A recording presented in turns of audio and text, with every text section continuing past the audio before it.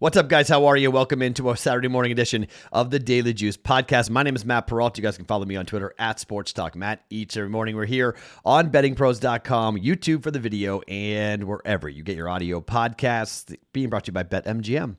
The BetMGM offer, $10 to win $150 on any event with a new account at BetMGM.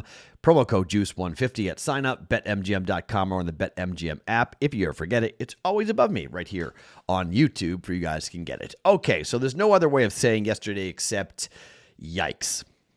That was a pretty embarrassing performance because I really did actually think, and somebody sent me a DM and said, hey, Matt, did you know those bowl games that you picked tonight on the podcast, those games are actually on the 17th of December? And I said, right, the 17th of December is tomorrow. And they went, no, the 17th of December is a week from now. And I went, uh-oh, that's not good. So, yeah, I gave you 2 bets for next week. So we'll be good there. But that's a bad move by me. I honest to gosh, it's been one of those weeks. It's been one of those crazy weeks. And I'm glad to get to the weekend. I've got another crazy week starting next week. And it's just one of those times of the year where, life and jobs and work and everything else kind of came crashing all together. So on me, I apologize. That's a bad look on me. But the picks are live. They're just not going to cash or just not going to be, eligible till next week. So I do apologize for that. I gave out a Suns teaser that got annihilated, or Celtics teaser that got annihilated for a half a unit. I teased the Celtics to +9. They lost by like 27 or whatever it was. Everyone was on the Celtics. Everyone said, man, they can't be this bad, can they? Yeah, they can be this bad. Boston is really in a lot of trouble right now. Tough West Coast road trip. We saw Atlanta do this, right? They go off on the road playing all these tough teams and then just get killed. And good teams out west at home and teams on the East Coast just not really having anything for it. And boy, oh boy, that was a bad performance by Boston. Big win for the Suns. So that down a half a unit yesterday, 0-1, down a half a unit. So here is what I am doing today. I am going to get funky. There's no Discord chat. I'm tied up all day today. So I'm getting funky, okay? I am going to give you guys a couple of plays. I've got a UFC parlay. I've got a boxing parlay. I've got a same game teaser college football bet. And I've got a straight college basketball bet. 2 units, 4 plays. Look, this might be incredibly stupid. You might laugh at this. You might go, Matt, these are stupid bets. But let's go through it and have some fun anyway, okay? Let's start with Army-Navy. Number is 7. Total is 34.5. For 15 consecutive years, the under has hit in this game. 15 straight. It did hit 33.5. 33.5 before it finally came back up to its current spot at 34.5. Okay. Army's offense has been pretty good this year. They've put up a lot of points. Navy historically has dominated, but Army is the better football team this year. I think there's some value here in pulling the total down to 28.5 and betting the over. Now, you might say, Matt, why don't you just turn around and say, hey, take the 34.5 and put it up to 40.5 and take the under? Here's why. This game, historically speaking, the totals have been somewhere in the mid-40s. And for 15 straight games, it's gone under. At some point, that's going to snap. At some point, we're going to see the over hit. At some point, it's going to get, the football's going to get kicked around. You're going to get a pick six, a punt return for a touchdown. Just something weird is going to happen. And 28 points going over, scoring 29 points for both teams just doesn't seem like a lot given Army's offense and the numbers that Army's offense has put up. So I don't mind pulling down to 28.5 points and going over. I think Army can score 28 by themselves, to be quite honest. And then Navy, I don't think Navy's going to score more than 14, 17 points here, okay?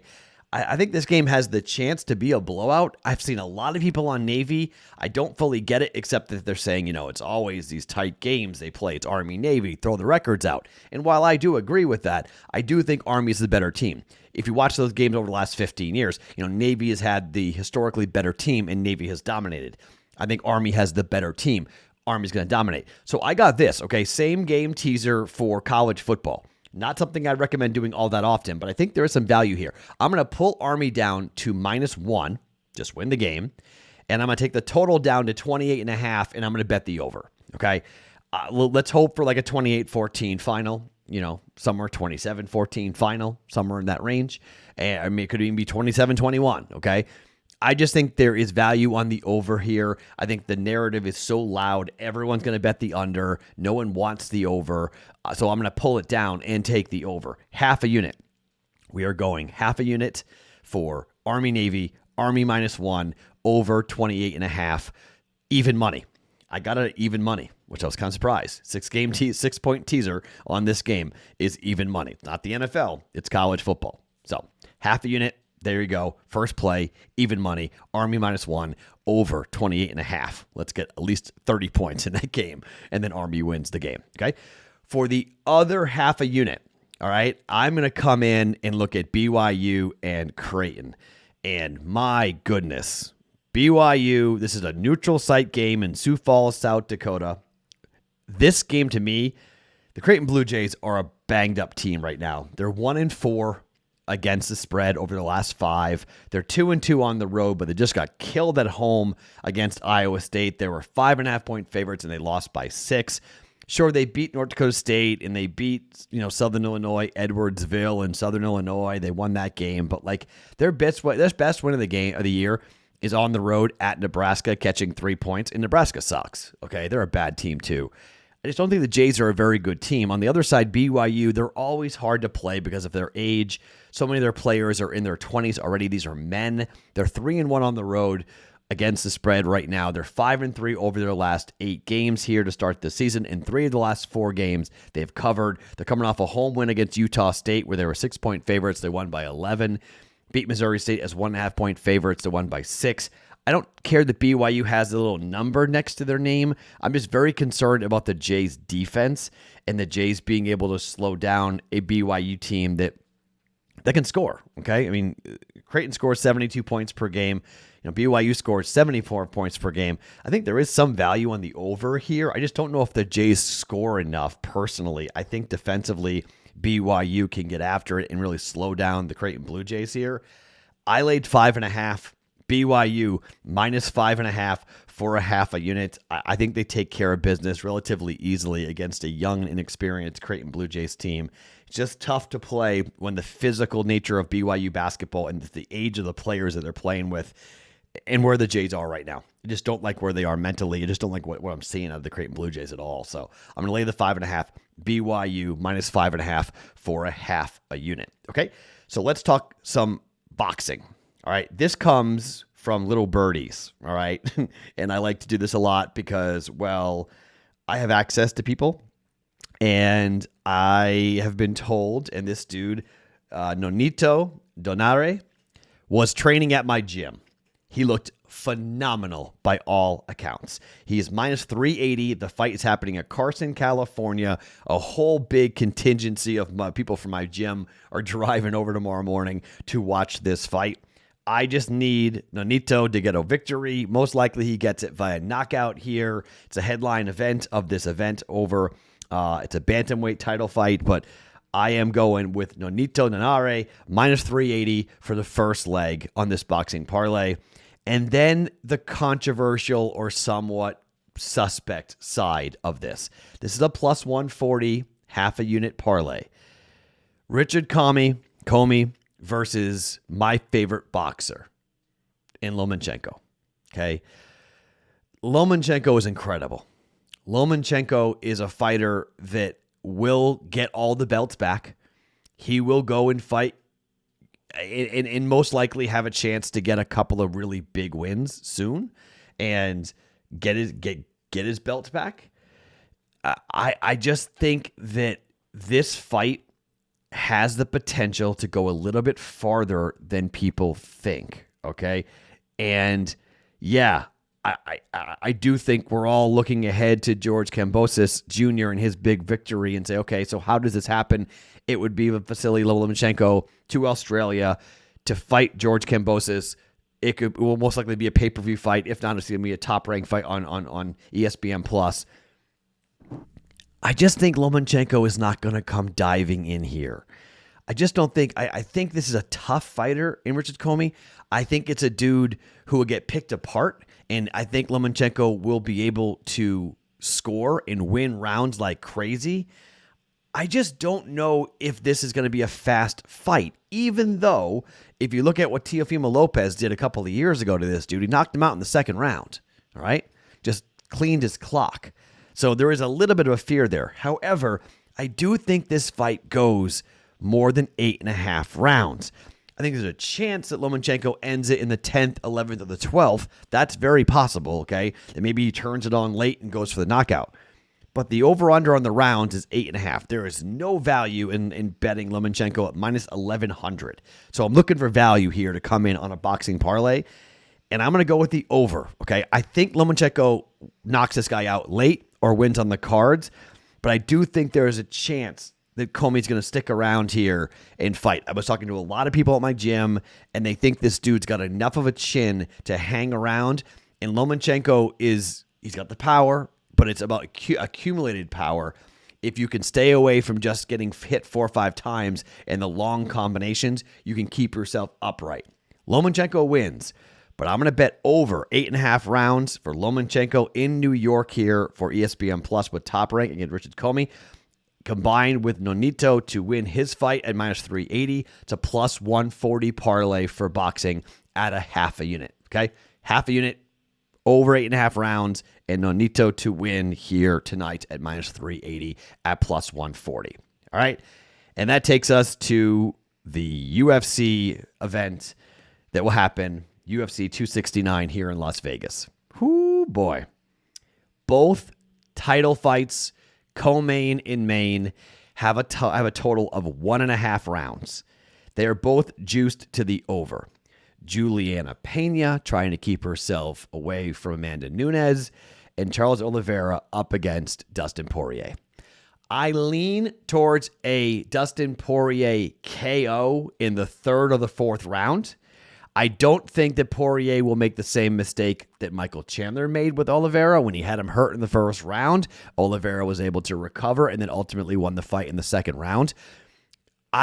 When you watch the fights for guys who want to take fights to the ground, I expect a very cautious beginning to this fight for Dustin Poirier. He wants to pick his spots. He knows that Oliveira, if he gets him on the ground, he's in big trouble, okay? It's what happened to him against Khabib. He does not want to be on the mat. So I think it's going to be a lot of circling, and there's going to be a lot of technical striking. There's going to be a lot of staying away from Charles Oliveira early, and then try to crack him. 3rd, 4th round, try to crack him. All right? Total is 1.5 rounds. I'm going over 1.5 rounds. I can easily see this fight ending in the 3rd round one way or the other, but I'm going to go over 1.5 rounds at minus 190, and I'm going to parlay this with Amanda Nunes up against Juliana Pena. I think she can keep herself upright, okay? I think she's got the potential. She's going to lose this fight, but when is she going to lose this fight? Nunes back at 135. Amanda Nunes' average fight time is 9 minutes and 11 seconds. At 135, you got Juliana Pena at 11 minutes and 19 seconds here. Amanda's an absolute beast, right? Can Pena keep herself away? Yep, that's going to be the big concern. But I think she can. It's a 5-round fight, okay? Again, when you have 5-round fights, title fights, this is where the first round can be kind of a feeling out process, and then you see the shark go after it and attack. Nunes strikes landed per minute, 4.5. Oh boy. Striking accuracy, 51%. On the other side, though, Juliana Pena is hard to hit.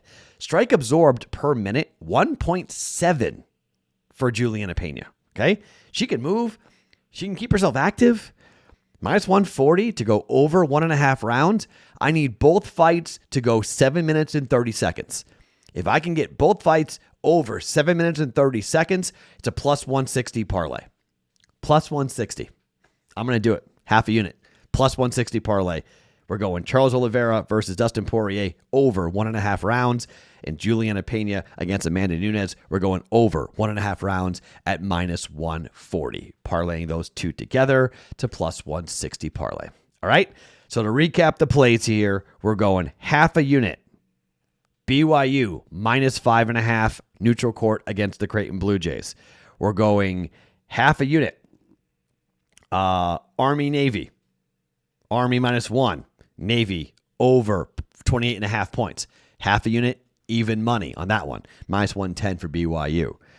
Boxing. We're going over 8.5 rounds for Lomachenko, combined with Nonito's victory at -380. That's a +140 parlay, half a unit.